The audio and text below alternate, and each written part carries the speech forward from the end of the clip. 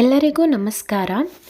ಇವತ್ತಿನ ವಿಡಿಯೋದಲ್ಲಿ ನಾವು CST paper 2 computer science syllabus ಆಗಲೇ ಡಿಪಾರ್ಟ್ಮೆಂಟ್ ಕಡೆಯಿಂದ ಅಂದರೆ ಅಫಿಷಿಯಲ್ ವೆಬ್ಸೈಟಲ್ಲಿ ಬಿಟ್ಟಿದ್ದಾರೆ. ನಾವು ಯೂನಿಟ್ ವೈಸು ಎಲ್ಲ ಯೂನಿಟ್ನ ನಾವು ನೋಡ್ತಾ ಹೋಗೋಣ. ಮೊದಲಿಗೆ ಯೂನಿಟ್ 1 ಕಂಪ್ಯೂಟರ್ ಫಂಡಮೆಂಟಲ್ಸ್ ಆಗಿರುತ್ತೆ.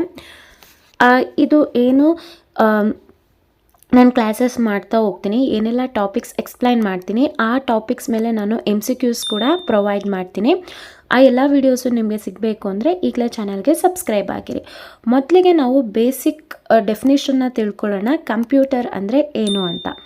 Computer is an electronic device that accepts data as input, process it according to the set of instruction, stores data and produce meaningful information as a output.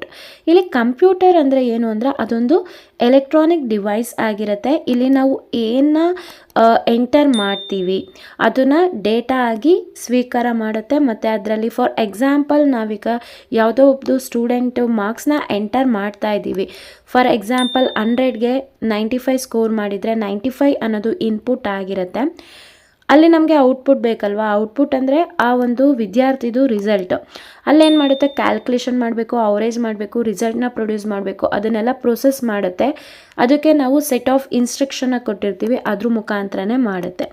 ಆಮೇಲೆ ಈ information ಎಲ್ಲ store ಮಾಡಿ ಇಟ್ಕೊಳ್ಳುತ್ತೆ. ನಂತರ ಇದು ಔಟ್ಪುಟ್ನ ಕೊಡುತ್ತೆ. So ಇದು meaningful information ಆಗಿರಬೇಕು.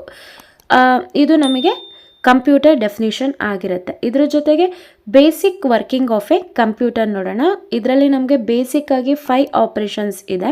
ಯಾವುದ್ಯಾವುದು ಅಂತ ನೋಡ್ತಾ ಹೋಗೋಣ. Input, processing, output, storage and control. ಈ 5 ಕೂಡ ತುಂಬ ಇಂಪಾರ್ಟೆಂಟ್ ಆಗಿರುತ್ತೆ. ಈ ಕಾನ್ಸೆಪ್ಟ್ ಮೇಲೂ ಕೂಡ ನಾನು MCQs ಕ್ವಶನ್ಸ್ನ ಕೊಡ್ತೀನಿ, ಜೊತೆಗೆ ಎಕ್ಸ್ಪ್ಲೈನ್ ಕೂಡ ಮಾಡ್ತೀನಿ. ಇಲ್ಲಿ ಇನ್ಪುಟ್ ಅಂತ ಅಂದರೆ ಇಲ್ಲಿ ನೋಡ್ಬೋದು ನೀವು, ಇನ್ಪುಟ್,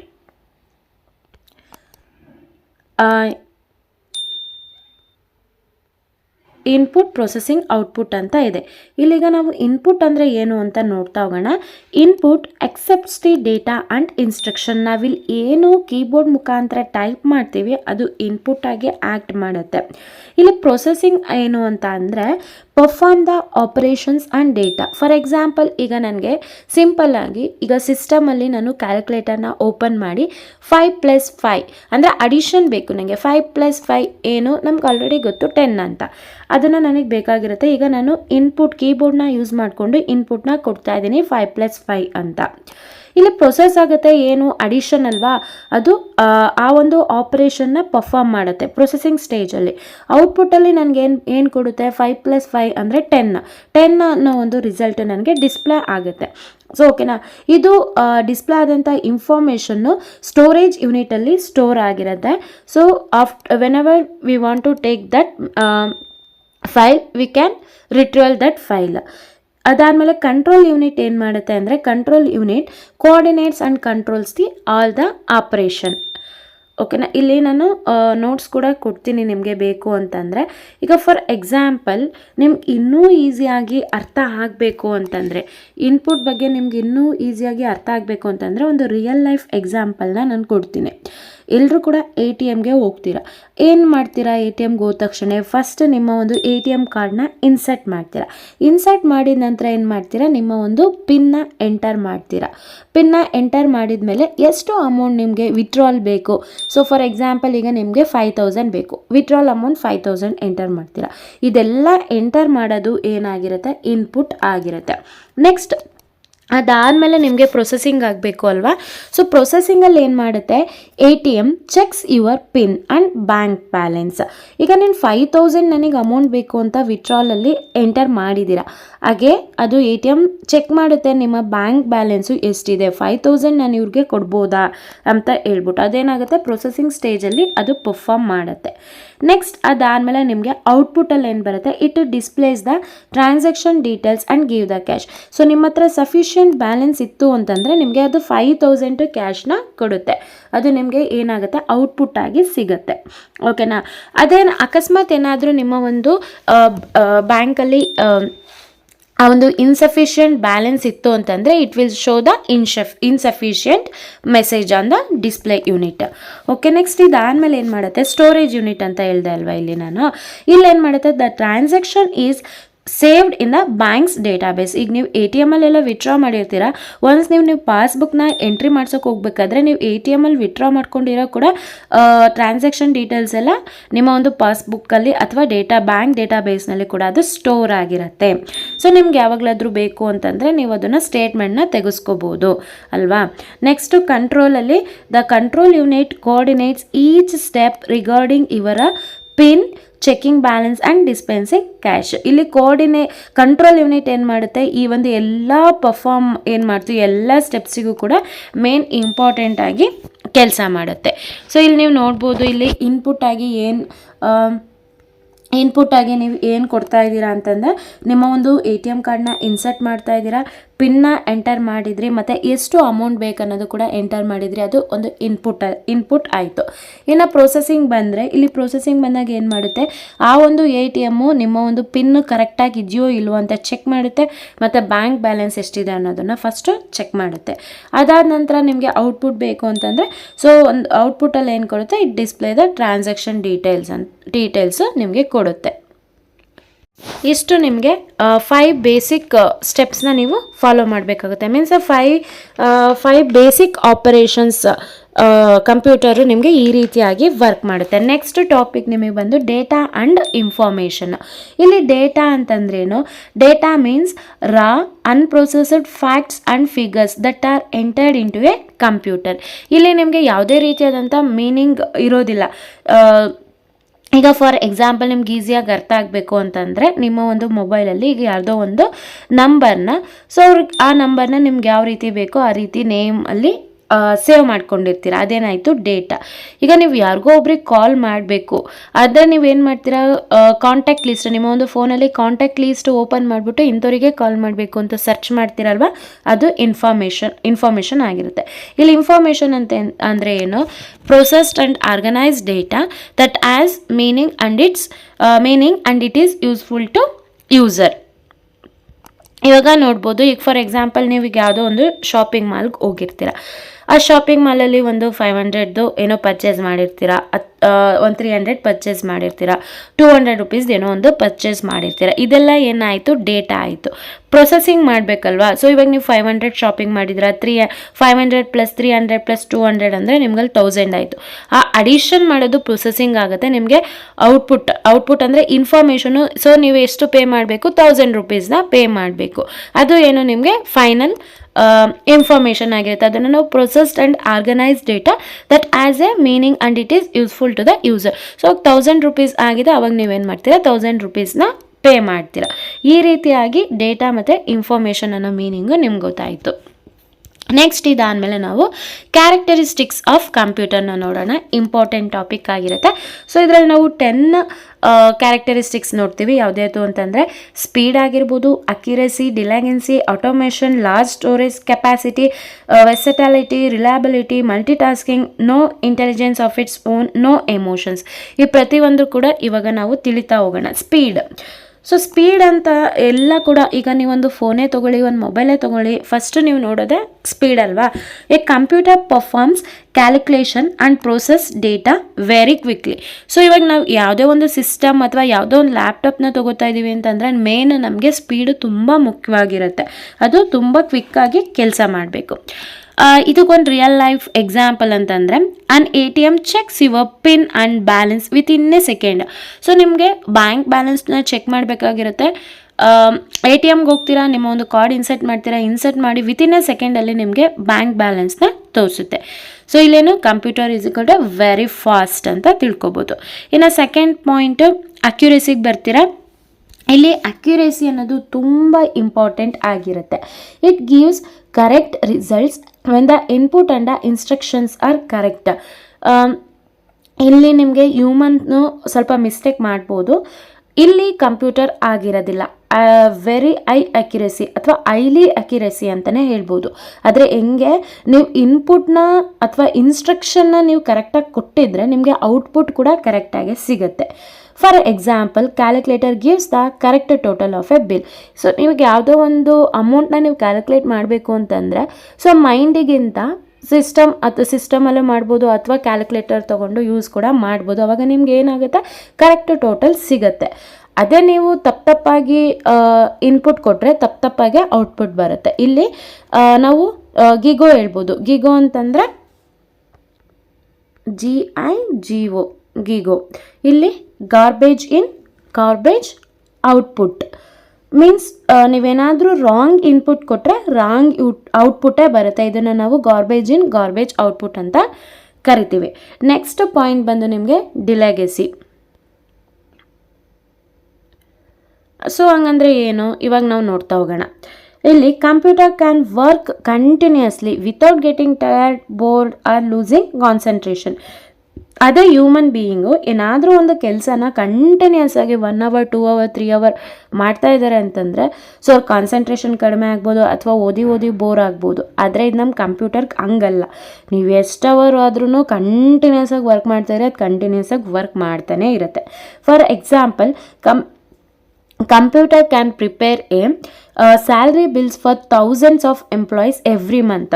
ಈಗ ಯಾವುದೋ ಒಂದು ಕಂಪ್ನಿನಲ್ಲಿ ಆಗಿರ್ಬೋದು, ಈಗ ಯಾವುದೋ ಒಂದು ಸ್ಕೂಲ್ನಲ್ಲಿ ಆಗಿರ್ಬೋದು, ಒಂದು ಎಂಪ್ಲಾಯೀಸ್ದು ಮಂತ್ಲಿ ಸ್ಯಾಲ್ರಿನ ಅದು ಎಷ್ಟು ಜನ ಇಲ್ಲಿ 1000 ಮೇಲೆ ಎಷ್ಟು ಜನ ಇಲ್ಲಿ ಅದು ಕೆಲಸ ಮಾಡ್ತಾನೆ ಇರುತ್ತೆ. ಅದಕ್ಕೆ ಬೋರೇ ಆಗಲ್ಲ, ಅದು ಕಾನ್ಸಂಟ್ರೇಷನ್ ಲಾಸ್ ಆಗಲ್ಲ. ಆ ಥರ ಕಂಪ್ಯೂಟರ್ ನೆವರ್ ಗೆಟ್ಸ್ ಟಯರ್ಡ್ ಅಂತಲೇ ಹೇಳ್ಬೋದು. ಫೋರ್ತ್ ಪಾಯಿಂಟ್ ಬಂದು ನಿಮಗೆ automation. After receiving instruction a computer perform task automatically with a little human help. ಇದರಲ್ಲಿ ಹ್ಯೂಮನ್ ಬೀಯಿಂಗ್ದು ಒಂದು ಸ್ವಲ್ಪ ಹೆಲ್ಪ್ ಇದ್ದರೆ ಸಾಕು. ಇವಾಗ ಅದಕ್ಕೆ ಕರೆಕ್ಟ್ ಆದಂಥ ಇನ್ಸ್ಟ್ರಕ್ಷನ್, ಕರೆಕ್ಟ್ ಆದಂಥ ಇನ್ಪುಟ್ ಸಿಕ್ತು ಅಂತಂದರೆ ಆ ಕೆಲಸ ಏನು ಮಾಡಬೇಕೋ ಆಟೋಮೆಟಿಕ್ ಆಗಿ ಮಾಡಿ ಮುಗಿಸುತ್ತೆ. ಇಲ್ಲಿ ಇನ್ಸ್ಟ್ರಕ್ಷನ್ ಗಿವನ್ ವರ್ಕ್ ಆಪನ್ಸ್ ಆಟೋಮೆಟಿಕಲಿ. ಇದಕ್ಕೊಂದು ಬೆಸ್ಟ್ ಎಕ್ಸಾಂಪಲ್ ಅಂತಂದರೆ washing machine. Fully automatic washing machine. So ನೀವೇನು ಮಾಡ್ತೀರಾ, ಆ ಒಂದು ವಾಷಿಂಗ್ ಮಿಷಿನಿಗೆ ಬಟ್ಟೆನ ಹಾಕ್ತೀರಾ, ಬಟ್ಟೆನ ಹಾಕ್ಬಿಟ್ಟು ಆ ವಾಷಿಂಗ್ ಮಿಷಿನಿಗೆ ಇನ್ಸ್ಟ್ರಕ್ಟ್ ಕೊಡ್ತೀರಾ. ಸೊ ಇನ್ಸ್ಟ್ರಕ್ಟ್ ಕೊಟ್ಬಿಟ್ಟು ಪವರ್ ಆನ್ ಮಾಡಿದಾಗ ಅದ್ರ ಪಾಡಿಗೆ ಅದು ಕೆಲಸ ಮಾಡಿ ನಿಮ್ಗೆ ಔಟ್ಪುಟ್ ಕೊಡುತ್ತೆ. ಸೊ ಔಟ್ಪುಟ್ ಏನು, ಬಟ್ಟೆ ಎಲ್ಲ ಕ್ಲಿಯರ್ ಆಗಿದೆ, ಕ್ಲೀನ್ ಆಗಿದೆ, ಸೊ ಡ್ರೈಡು ಕೂಡ ಆಗಿರುತ್ತೆ, ಅದನ್ನು ತೊಗೊಂಡೋಗಿ ನೀವು ಹಾಕ್ತೀರಾ. ಅದೇ ರೀತಿಯಾಗಿ ಕಂಪ್ಯೂಟರ್ ಕೂಡ ಇದರಲ್ಲಿ ವರ್ಕ್ ಮಾಡುತ್ತೆ. So best examples. Next 5th point ಬಂದು ನಿಮಗೆ ಇಲ್ಲಿ ಲಾರ್ಜ್ ಸ್ಟೋರೇಜ್ ಕೆಪಾಸಿಟಿ ಅಂತ ಹೇಳ್ಬೋದು. A computer can store A very large amount of data in a small space. ಎಷ್ಟು ಡೇಟಾ ಬೇಕಾದರೂ ಕಲೆಕ್ಟ್ ಮಾಡುತ್ತೆ. ಫಾರ್ ಎಕ್ಸಾಂಪಲ್, ಇವಾಗ ಯಾವುದೋ ಒಂದು ನೀವು ಫೋಟೋಸ್ ಆಗಿರ್ಬೋದು, ವಿಡಿಯೋಸ್ ಆಗಿರ್ಬೋದು, ನೀವು ಅದನ್ನು ಡಿಸ್ಕಲ್ಲಿ ಸೇವ್ ಮಾಡ್ಬೋದು, SSD ಸೇವ್ ಮಾಡ್ಬೋದು, ಅಥವಾ ಪೆನ್ ಡ್ರೈವು, ಮೆಮೊರಿ ಕಾರ್ಡು, ಇದೆಲ್ಲ ಮತ್ತು ಕ್ಲೌಡ್ ಸ್ಟೋರೇಜ್ ಇದರೆಲ್ಲ ಕೂಡ ಸ್ಟೋರ್ ಮಾಡ್ಬೋದು. ಹಾಗೇನೆ ಇಂದು ಎಕ್ಸಾಂಪಲ್ ಅಂತಂದರೆ ನಿಮ್ಮ ಒಂದು ಮೊಬೈಲ್ ಫೋನಲ್ಲಿ ನಿಮ್ಮ ಫೋಟೋಸು, ವೀಡಿಯೋಸು, ಡಾಕ್ಯುಮೆಂಟ್ಸು ಹೆಂಗೆ ಸ್ಟೋರೇಜಲ್ಲಿ ಸ್ಟೋರ್ ಮಾಡಿರ್ತೀರೋ ಅದೇ ಕೂಡ ಇಲ್ಲಿ ನೀವು ಸ್ಟೋರ್ ಮಾಡ್ಬೋದು. ಕಂಪ್ಯೂಟರ್ ಅಂತಂದ್ರೇನು, ಒಂದು ಡಿಜಿಟಲ್ ಕಬೋರ್ಡ್. ನಿಮ್ಮ ಒಂದು ಕಬೋರ್ಡಲ್ಲಿ ಹೇಗೆ ನೀವು ನಿಮಗೆ ಬೇಕಾಗಿರೋಂಥ ಕ್ಲಾತ್ಸ್ ಆಗಿರ್ಬೋದು, ನಿಮಗೆ ಬೇಕಾಗಿರೋಂಥ ಡಾಕ್ಯುಮೆಂಟ್ಸ್ ಏನೆಲ್ಲ ಒಂದು ಸ್ಟೋರ್ ಮಾಡ್ತೀರಾ ಅದೇ ಒಂದು ಡಿಜಿಟಲ್ ಕಬೋರ್ಡ್ ಅಂತಲೇ ನಾವು ಹೇಳ್ಬೋದು ಕಂಪ್ಯೂಟರ್ನ. ಓಕೆನಾ. 6th ಪಾಯಿಂಟ್ ನಿಮಗೆ ವೆರಾಸೆಟಲಿಟಿ. ಇಲ್ಲಿ ನೋಡ್ಬೋದು ನೀವು 6th point, a computer can perform many different types of work. At a ಟೈಮಲ್ಲಿ ನೀವು ಏನು ಕೆಲಸ ಬೇಕಾದರೂ ಮಾಡ್ಬೋದು. The same computer can type document, calculate marks, play music, browse the internet. ಇದೆಲ್ಲ ಕೂಡ ನಾವು ಒಂದೇ ಸಲ ಮಾಡ್ಬೋದು. ಓಕೆನಾ. Next 7th point is reliability. ಇಲ್ಲಿ a computer gives consistent result and can be trusted when it is properly maintain. ಓಕೆನಾ. ಇಲ್ಲಿ ನಿಮಗೆ ಫಾರ್ ಎಕ್ಸಾಂಪಲ್ ರೈಲ್ವೆ ರಿಸರ್ವೇಷನ್, ಇವಾಗ ನೀವು ಎಲ್ಲೋ ಒಂದು ಮಂತ್ರಾಲಯಗೋ ಎಲ್ಲೋ ಹೋಗ್ಬೇಕಂತ ಇರ್ತೀರ, ಅವಾಗ ಏನು ಮಾಡ್ತೀರಾ, ನಿಮ್ಮ ಒಂದು ಟಿಕೆಟ್ನ ರಿಸರ್ವ್ ಮಾಡಿರ್ತೀರ, ನಿಮ್ಮ ಒಂದು ಸೀಟ್ ರಿಸರ್ವೇಷನ್ ಮುಖಾಂತರ ಹೋಗಿರ್ತೀರ. ಅಲ್ಲಿ ನಿಮ್ಮ ಒಂದು ಟಿಕೆಟ್ಸ್ನ ಪ್ರತಿಯೊಂದು ಕೂಡ ರಿಸರ್ವೇಷನ್ ಡೀಟೇಲ್ಸ್ ಎಲ್ಲ ಅಕ್ಯುರೇಟಾಗಿ ತೋರಿಸ್ತಾ ಇರುತ್ತೆ. Reliability is equal to dependable work ಅಂತಲೇ ಹೇಳ್ಬೋದು. Next point multi tasking.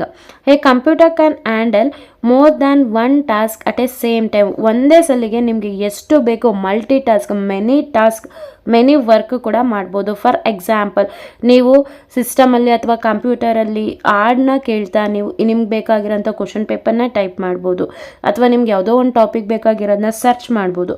ಸೈಮಲ್ಟೇನಿಯಸ್ಲಾಗಿ ನೀವು ಎಷ್ಟು ಬೇಕಾದರೂ ಕೂಡ ವರ್ಕ್ ಮಾಡ್ಕೋಬೋದು. ಮಲ್ಟಿ ಟಾಸ್ಕಿಂಗ್ ಅಂತಲೇ ಹೇಳ್ಬೋದು. ನೆಕ್ಸ್ಟ್ 9th ಪಾಯಿಂಟ್ ಬಂದು ನಿಮಗೆ no intelligence of its own. ಇದಕ್ಕೆ ಯಾವುದೇ ರೀತಿಯಾದಂಥ ಇಂಟೆಲಿಜೆನ್ಸ್ ಇರೋದಿಲ್ಲ. A computer cannot think. ಇದಕ್ಕೆ ಯೋಚನೆ ಮಾಡೋ ಶಕ್ತಿ ಇರಲ್ಲ, ಅರ್ಥ ಮಾಡ್ಕೊಳ್ಳೋ ಶಕ್ತಿ ಇರಲ್ಲ. ಸೊ ಇದಕ್ಕೆ ಹ್ಯೂಮನ್ನೇ ಅದಕ್ಕೆ ಇನ್ಸ್ಟ್ರಕ್ಷನ್ನ ಕೊಡಬೇಕು, ಆಗಿದ್ರೆ ಮಾತ್ರ ಕೆಲಸ ಮಾಡುತ್ತೆ. A computer can not think, understand or make decisions like a human. It only follows the instruction. ನಾವು ಏನು ಇನ್ಸ್ಟ್ರಕ್ಷನ್ ಕೊಡ್ತೀವಿ ಅದ್ರ ಮಾತ್ರ ವರ್ಕ್ ಮಾಡುತ್ತೆ. For example, if wrong marks are entered, the computer calculates the wrong result. ನೀವು ಏನೋ ಒಂದು wrong information ಅಥವಾ ಯಾವುದೋ ಒಂದು ಸ್ಟೂಡೆಂಟ್ ರಾಂಗ್ ಮಾರ್ಕ್ಸ್ನ ನೀವು ಎಂಟರ್ ಮಾಡ್ತಾ ಇದ್ರೆ ನಿಮಗೆ ರಾಂಗ್ ರಿಸಲ್ಟೇ ಬರುತ್ತೆ. ಅಲ್ಲಿ ಅದಕ್ಕೆ ಹೇಳೋದು computer follows the human things. Computer human instruction ಏನಿರುತ್ತೆ ಅದನ್ನು ಮಾತ್ರ ಫಾಲೋ ಮಾಡುತ್ತೆ.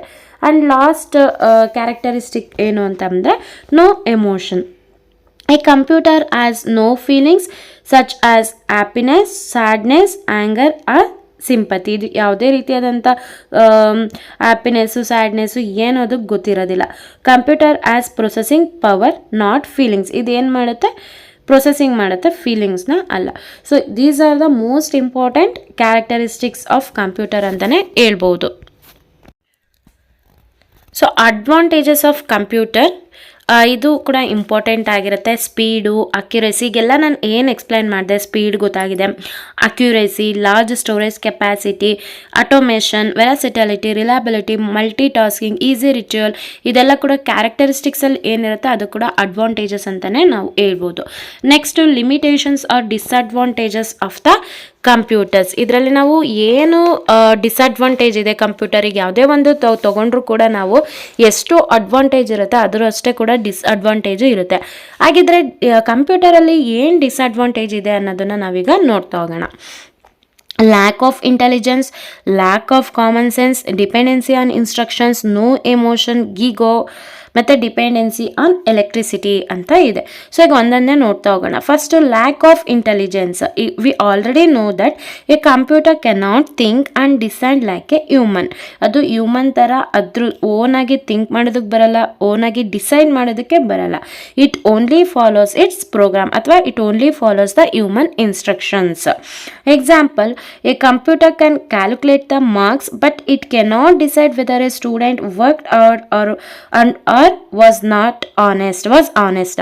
ಇಲ್ಲಿ ನಾನು ಹೇಳ್ದೆ ಅಲ್ವಾ, ಅದಕ್ಕೆ ಓನಾಗಿ ಥಿಂಕ್ ಮಾಡೋದಕ್ಕೆ ಬರಲ್ಲ, ಡಿಸೈಡ್ ಮಾಡೋದಕ್ಕೆ ಬರಲ್ಲ. ನಾವು ಏನು ಮಾರ್ಕ್ಸ್ನ ಎಂಟರ್ ಮಾಡ್ತೀವಿ ಮತ್ತು ಅದಕ್ಕೆ ಡಿಸೈಡ್ ಅಂದರೆ it cannot decide whether a student, ಆ ಸ್ಟೂಡೆಂಟು ಮಾರ್ಕ್ಸ್ ಸ್ಕೋರ್ ಮಾಡಿದ್ದಾನಲ್ಲ, ಇವನು ಹಾರ್ಡ್ ವರ್ಕ್ ಮಾಡಿದ್ದಾನ ಅಥವಾ ಆನೆಸ್ಟಾಗಿ ಬರೆದಿದ್ದಾನ, ಕಾಪಿ ಮಾಡಿದ್ದಾನ ಅಂತ ಅದಕ್ಕೇನೂ ಗೊತ್ತಾಗಲ್ಲ.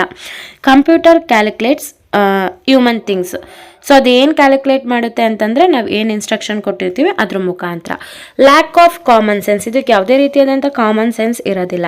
Computer can not understand simple everyday situations like a human. ನಮ್ಮ ಒಂದು ದಿನನಿತ್ಯದಲ್ಲಿ ಏನೆಲ್ಲ ಸಿಚುಯೇಷನ್ಸ್ ಅರೈಸ್ ಆಗ್ತಾ ಇರುತ್ತೆ ಅದ್ರ ಬಗ್ಗೆ ಯಾವುದೇ ರೀತಿಯಾದಂಥ ಒಂದು ಸೆನ್ಸ್ ಇರೋದಿಲ್ಲ. ಇದಕ್ಕೆ just computer need a program ಅಷ್ಟೇ. Independence of instructions. A computer cannot work without a commands or instruction. ನಾವಿಲ್ಲಿ ಇದಕ್ಕೆ ಓನಾಗಿ ವರ್ಕ್ ಮಾಡೋದಕ್ಕೆ ಬರಲ್ಲ, ಇನ್ಸ್ಟ್ರಕ್ಷನ್ಸ್ ನಾವು ಕೊಡಲೇಬೇಕು. ಅಥವಾ ನಾವು ಈಗ ಪ್ರೋಗ್ರಾಮ್ ಅಂದರೆ it is a set of instructions ಅಲ್ವಾ, ಆ ರೀತಿಯಾಗಿ ನಾವು ಕೊಟ್ಟಾಗ ಅಥವಾ ಕಮಾಂಡ್ಸ್ ಕೊಟ್ಟಾಗ ಮಾತ್ರ ಅದು ವರ್ಕ್ ಮಾಡೋಕ್ಕೆ ಸಾಧ್ಯ. Example, a computer will not prepare a result until someone enters the marks and gives the correct formula. ಈಗ ಒಂದು ಸ್ಟೂಡೆಂಟ್ದು ನಿಮಗೆ ರಿಸಲ್ಟ್ ಬೇಕು, ಅದನ್ನು ನೀನು ಕಂಪ್ಯೂಟರ್ಗೆ ಕೊಡು ಅಂದರೆ ಅದು ಕೊಡೋದಲ್ಲ, ನೀನು ಇನ್ಸ್ಟ್ರಕ್ಷನ್ ಕೊಡಲೇಬೇಕು, ಅದಕ್ಕೆ ನೀನು ಎಂಟರ್ ಮಾಡಲೇಬೇಕು ಮಾರ್ಕ್ಸ್ನ. ಆವಾಗ instruction a computer will not prepare a result until someone enters the marks. ನೀವೀಗ ಮಾರ್ಕ್ಸ್ನ ಎಂಟರ್ ಮಾಡ್ತಿದ್ದೀರಾ ಮತ್ತು ಫಾರ್ಮುಲಾ ಕೊಡ್ತಾ ಇದ್ದೀರಾ ಕರೆಕ್ಟಾಗಿರೋಂಥ, ಆವಾಗ ಮಾತ್ರ ನಿಮಗೆ ರಿಸಲ್ಟ್ ಸಿಗ್ತಾ ಇದೆ. ಇಲ್ಲಿ ಈಸಿಯಾಗಿ ನೆನ್ಪಿಟ್ಕೋಬೇಕು ಅಂದರೆ ನೋ ಇನ್ಸ್ಟ್ರಕ್ಷನ್ ನೋ ವರ್ಕ್ ಅಂತಲೇ ಹೇಳ್ಬೋದು. ಇನ್ನು ಫೋರ್ತ್ ಡಿಸ್ಅಡ್ವಾಂಟೇಜ್ ಬಂದು no emotion. We already know that it has no feelings such as happiness, sadness. ಇದಕ್ಕೆ ಯಾವುದೇ ರೀತಿಯಾದಂಥ ಎಮೋಷನ್ ಇಲ್ಲ. And the fifth disadvantage is gigo. Gigo means garbage in, garbage out. Means if we give a wrong data or if we give a wrong input, the computer process or produces a wrong result ಅಥವಾ wrong output ಅಂತಾನೆ ಹೇಳ್ಬೋದು. For example, if A student mark is entered as 95 instead of 59, the total and grade will also be wrong. ಇಲ್ಲಿ for example, ಈಗ ಯಾವುದೋ ಒಂದು ವಿದ್ಯಾರ್ಥಿ 59 ಮಾರ್ಕ್ಸ್ನ ತೊಗೊಂಡಿದೆ, ಅದನ್ನು ನೀವು ಮಿಸ್ ಆಗಿ 95 ಮಾರ್ಕ್ಸ್ ಅಂತ ಎಂಟರ್ ಮಾಡಿದರೆ ಅಲ್ಲಿ ನಿಮಗೆ ಟೋಟಲ್ ಇದು ಗ್ರೇಡ್ ಆಗಿರ್ಬೋದು ಅಥವಾ ಪರ್ಸೆಂಟೇಜ್ ಆಗಿರ್ಬೋದು, everything you will get wrong only ಅಥವಾ ರಾಂಗ್ ಔಟ್ಪುಟ್ ಅಂತಲೇ ಹೇಳ್ಬೋದು. ನೆಕ್ಸ್ಟ್ ಡಿಸಡ್ವಾಂಟೇಜ್ ಬಂದು dependency on electricity. A computer needs electricity or battery power to work. ಇಲ್ಲಿ ನಮಗೆ ಕಂಪ್ಯೂಟರು ಸಿಸ್ಟಮ್ ಏನಿದೆ, ಎಲೆಕ್ಟ್ರಿಸಿಟಿ ತುಂಬ ಇಂಪಾರ್ಟೆಂಟ್ ಆಗಿರುತ್ತೆ. ಅದಕ್ಕೆ ನಾವು ಏನಾದರೂ ಒಂದು ಟೈಪ್ ಮಾಡ್ತಾ ಇರಬೇಕಾದ್ರೆ ನಾವು ಫೈಲ್ನ ಆಗಾಗ ಸೇವ್ ಮಾಡ್ತಾ ಇರ್ತೀವಿ. ಕರೆಂಟ್ ಹೋಯ್ತು ಅಂತಂದರೆ ನಮಗೆ ಆ ಫೈಲ್ನ ನಾವು ಸೇವ್ ಮಾಡಿಲ್ಲ ಅಂದರೆ ನಾವು ಏನೆಲ್ಲ ಟೈಪ್ ಮಾಡಿರ್ತೀವಿ ಅದೆಲ್ಲ ಕೂಡ ವ್ಯಾನಿಷ್ ಆಗುತ್ತೆ. ಅಥವಾ ನಿಮಗೆ ಕಂಟಿನ್ಯೂಸ್ ಆಗಿ ನೀವು ವರ್ಕ್ ಮಾಡಬೇಕು ಅಂತಂದರೆ ಒಂದು ಎಲೆಕ್ಟ್ರಿಸಿಟಿ ಇರಬೇಕು ಅಥವಾ ಬ್ಯಾಟ್ರಿ ಪವರ್ ಇರಬೇಕು ಅಥವಾ UPS ಇರಬೇಕು, ಆವಾಗ ಮಾತ್ರ ನೀವು ವರ್ಕ್ ಮಾಡೋದಕ್ಕೆ ಸಾಧ್ಯ. For example, during a power cut a desktop computer stops working unless it has a UPS or backup power. ಇದಕ್ಕೆ UPS ಇರಬೇಕು ಅಥವಾ ಬ್ಯಾಕಪ್ ಪವರ್ ಇದ್ದರೆ ಮಾತ್ರ ನೀವು ಕಂಪ್ಯೂಟರಲ್ಲಿ ವರ್ಕ್ ಮಾಡೋದಕ್ಕೆ ಸಾಧ್ಯ. ಮೀನ್ಸ್ ನೀವು ಏನು ಫೈಲ್ಸ್ ಬೇಕು ಆ ಫೈಲು ಸೇವ್ ಅಂದರೆ ಆ ಫೈಲ್ ಹಾಗೇ ಇರಬೇಕು, ರಿಟ್ರೀವ್ ಮತ್ತೆ ಮಾಡಬೇಕು ಅಂದರೆ ಸೇವ್ ಆಗಿರಬೇಕು. ಸೊ ನೀವು ಸೇವ್ ಮಾಡ್ದಲ್ಲ ಏನೋ ಒಂದು ಟೈಪಿಂಗ್ ಆಗಿದ್ರೆ ಅದು ಕೂಡ ಫುಲ್ ವ್ಯಾನಿಷ್ ಆಗಿರುತ್ತೆ. ಈಸಿಯಾಗಿ ನೆನ್ಪಿಟ್ಕೋಬೇಕು ಅಂದರೆ no power computer stops. So ಈ ಟಾಪಿಕ್ಸ್ ಮೇಲೆ ನಾವು MCQsನ ನೋಡ್ತಾ ಹೋಗೋಣ. ನನ್ನ ಚಾನಲ್ಗೆ ಸಬ್ಸ್ಕ್ರೈಬ್ ಆಗಿಲ್ಲ ಅಂದರೆ ಈಗಲೇ ಚಾನಲ್ಗೆ ಸಬ್ಸ್ಕ್ರೈಬ್ ಆಗಿ, ಇದೇ ರೀತಿಯಾದಂಥ ವಿಡಿಯೋಸು ನಿಮಗೆ ಬರ್ತಾ ಇರುತ್ತೆ.